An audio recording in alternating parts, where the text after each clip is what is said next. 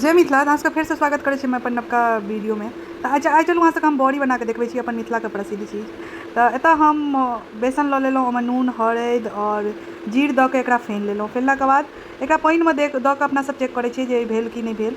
तऽ एहिमे पानिमे 2 बेर देलहुँ तऽ नहि अलगल, तऽ फेर ओकरा फेनलहुँ नीकसँ फेनलाके बाद देखबै तऽ अलगि गेल।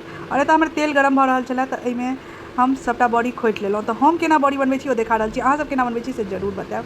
तऽ एतऽ देखियौ सबटा बड़ीके खोटलाके बाद छानि लेलहुँ। छानलाके बाद एतऽ हम मसाला तैयार कऽ रहल छी, जाहिमे कि नून हरदि मिर्ची धनिया पाउडर सबकिछु एगो कटोरामे निकालि लेलहुँ। और एगो कटोरामे कनिक बेसन दऽ कऽ ओकरो घोरि कऽ राखि लेलहुँ। एकर बाद लोहियामे तेल गरम कऽ लेलहुँ, ओहिमे जीर सुखेलका मिरचाइ और करी पत्ता धऽ देलियै। कतेक आदमी मतलब बड़ी बनेलाके बाद छौँका मारै छथिन, लेकिन हम पहिलैए छौँका मारि लेलहुँ। एहिमे देखियौ मसालाके कनिक देर भुजलहुँ, बेसी देर नहि, कनिक देर भुजि लेलहुँ। और भुजलाके बाद एहिमे बेसनो धऽ देलियै, पानि धऽ देलियै और एगो पैकेट छाँचके दऽ देलियै, कियाकि खट्टा ज़्यादा नीक लगै छै हमरा घरमे सबके दुआरे।